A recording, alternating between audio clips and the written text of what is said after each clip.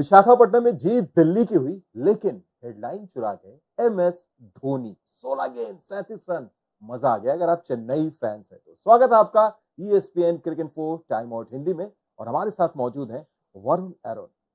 Varun, welcome. और जो आज मुकाबला हुआ, हम बात करेंगे दिल्ली की, किस तरीके से दिल्ली ने ऑलराउंड परफॉर्मेंस किया, लेकिन उससे पहले एमएस धोनी की बात करना बनता है।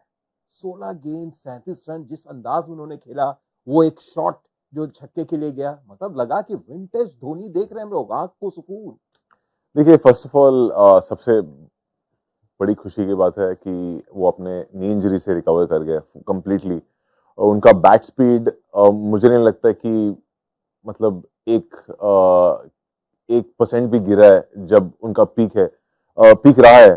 So it's great science for CSK कि एमएस धोनी का प्रेप एकदम परफेक्ट है, और स्पेशली इतना बड़ा सीजन में जाते हुए अभी फर्स्ट बैट्समैन से लेकर एमएस तक सब एक न एक मैच में अपना कैमियोस खेलें। तो एमएस धोनी का क्या कहना है जब वो बोलते हैं ना, come with the man, sorry come with the man.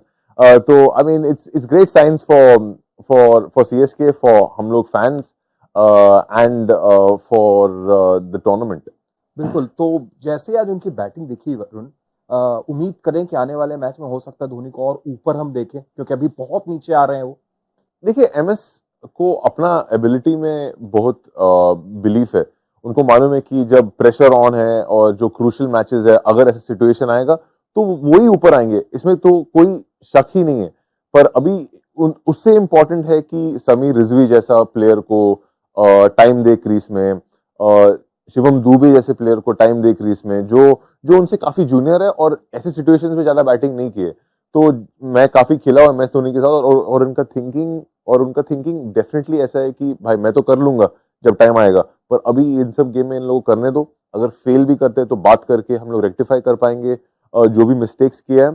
पर देखिए, जब अगर मान लीजिए ये प्लेऑफ को क्वालिफाई करने वाला गेम होता तो एमएस धोनी नंबर 5 या 6 पे आते। बिल्कुल। तो आप सोच रहे होंगे भाई दिल्ली जीती, हम बात कर रहे हैं एमएस धोनी की, यही है एमएस धोनी। लौटते हैं अब दिल्ली की तरफ वरुण, जो एक ऑलराउंड परफॉर्मेंस, और एक बार फिर वही हुआ। ये 13वां मुकाबला, 12वीं बार होम टीम जीती है। सिर्फ कोलकाता एक ऐसी टीम है जो अवे में जाकर जीती थी। Allround performance, batting, bowling.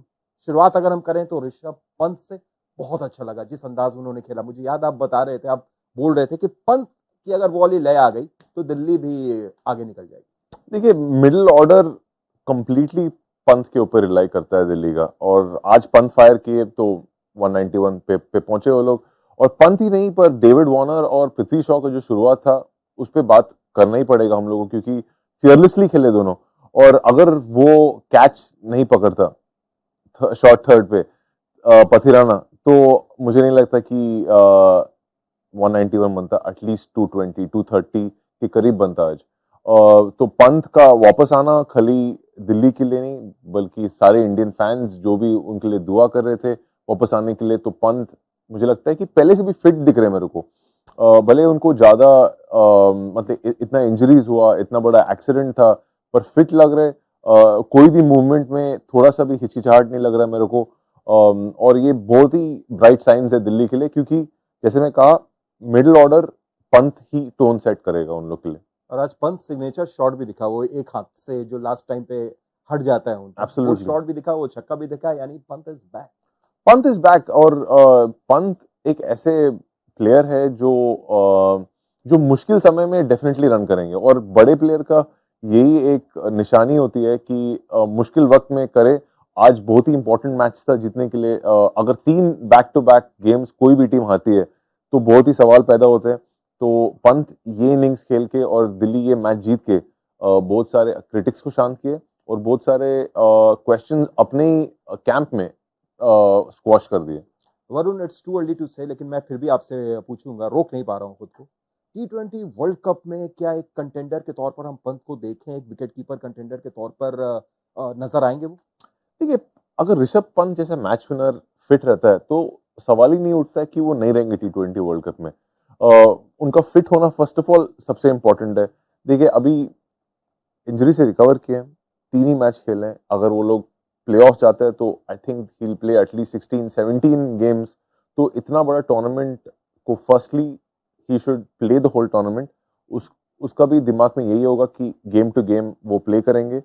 First target ये होगा कि दिल्ली को क्वालिफाई कराए प्लेऑफ्स में, और उसके बाद T20 वर्ल्ड कप है। क्योंकि देखिए पंत ऑटोमेटिक चॉइस है अगर वो बैटिंग अच्छा कर रहा है और उसका फिटनेस ठीक है, पर एट द मोमेंट मुझे नहीं लगता कि ये नैरेटिव चालू भी होना चाहिए या पंत के भी दिमाग में नहीं आनी चाहिए, क्योंकि it's better to stay in the moment and enjoy the fact that he is able to play cricket इतना खतरनाक इंजरी के बाद। बात तो हो गई, हमने बात कर ली पृथ्वी शॉ की, बात की वार्नर की, पंत की। अगर अब स्विच करें हम बॉलर्स की तरफ, आप यहाँ पे बैठे हैं, खलील अहमद, वो नई गेंद से जो आज गेंदबाजी की उन्होंने, पहला स्पेल 3 ओवर 9 रन 2 विकेट, क्या वही पर चेन्नई मैच से बाहर हो गया वरुण?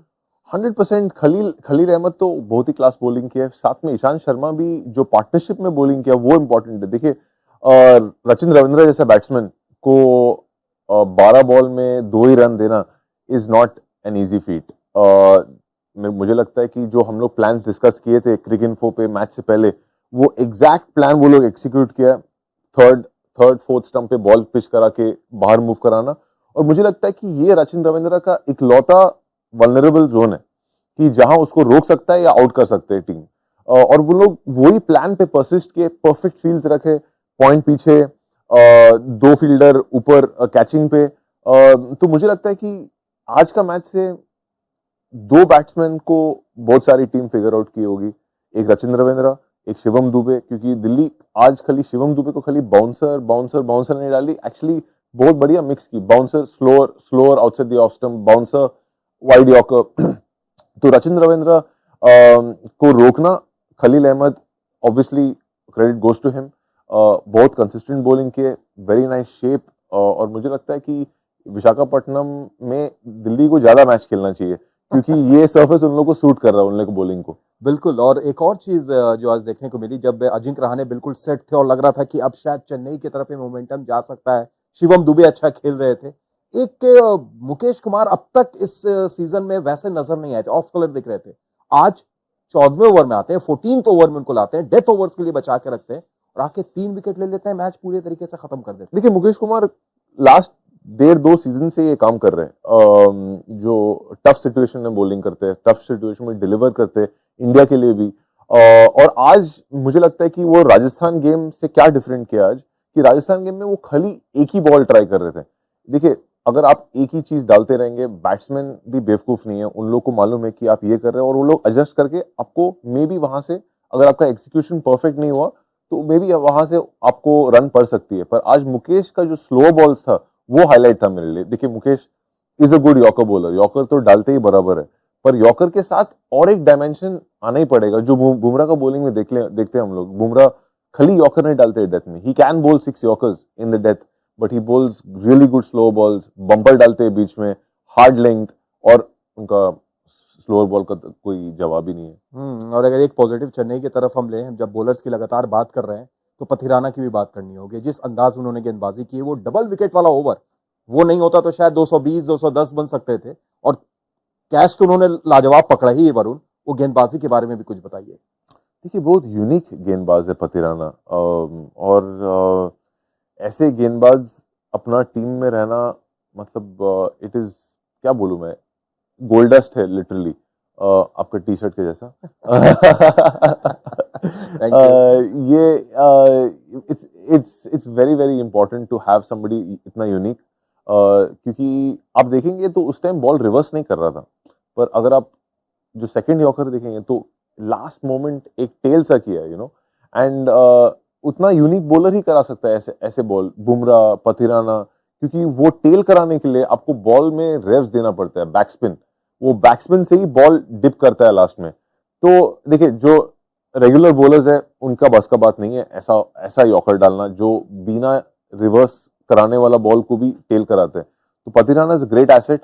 आई होप कि ऐसे ही बॉलिंग करते रहे सीएसके के लिए। और देखिए जो सीएसके का टीम दिख रही है, अभी भले हारी आज, एमएस परफॉर्म किए हैं, रचिन रविंद्र कर रहे हैं, आज अजिंक्य रहाणे भी रन्स किए, उनका बॉलिंग यूनिट भी कर रहा था। आज दीपक चाहर थोड़ा ऑफ कलर दिखे मेरे को, जो एक टॉकिंग पॉइंट डेफिनेटली है बिल्कुल। और हो सकता है कि शायद अगले मैच में वो भी थोड़ी सी कमर कस के हैं। हैदराबाद में मुकाबला होना है, Correct. वहां की पिच थोड़ी सी डिफरेंट है वरुण। तो एक सिर्फ एरिया ऑफ कंसर्न इस मैच में दीपक चाहर आपके लिए? डेफिनेटली, क्योंकि generally Deepak Chahar accurate bowling करते हैं और मुझे लगता है कि दीपक चाहर तब और करते हैं जब वो ज्यादा स्विंग कराने जाते हैं। स्विंग बॉलर तो है ही दीपक चाहर, पर टी20 क्रिकेट ऐसा क्रिकेट है कि अगर आप स्विंग बॉलर भी है, आपको डेक साथ साथ में हिट करना होगा, क्योंकि अगर आप फ्लोटी स्विंग डालेंगे, आप देखेंगे तो आज एक दो फुल टॉस भी गिरा दीपक चाहर का, बहुत सामने भी डाल रहे थे। तो ये एक चीज भुवी से सीखना होगा दीपक चाहर को, क्योंकि भुवी भले स्विंग कराता है पर डेक को हिट करा के स्विंग कराते हैं। और दीपक चाहर ऐसे नहीं कि नहीं करते, he is been very successful doing the same thing. But as a bowler कोई कोई मैच में जब कोई थोड़ा ज्यादा एक्स्ट्रा करने जाता है तो ऐसे होता है। पर Deepak Chahar really good bowler and I am sure वो अपना गलती से सीखेंगे। तो ये है ना बॉलर वाली बात, क्योंकि ये जब चीज मेरे जहन से निकल रही थी, एक बॉलर एक्सपर्ट जब बैठता है तो यही सब होता है, वो चीज लेकर आता है कि आप यहाँ पर आइए। शुक्रिया वरुण जुड़ने के लिए, तमाम बातचीत के लिए। तो भाई दिल्ली ने तो अपना खाता खोल लिया है, अब जो सफर है वो इसी तरीके से आगे बढ़ेगा, या फिर चेन्नई भी अब अगला मुकाबला जब जाकर खेलेगी हैदराबाद में, वहां कुछ करेगी कमाल। इन सारी चीजों का अपडेट आपको ESPN क्रिकेट इन्फो ऐप पर मिलता रहेगा। जरूर इंस्टॉल करें और हिंदी में भी फॉलो करें। आप देख रहे थे ESPN cricket info time out Hindi.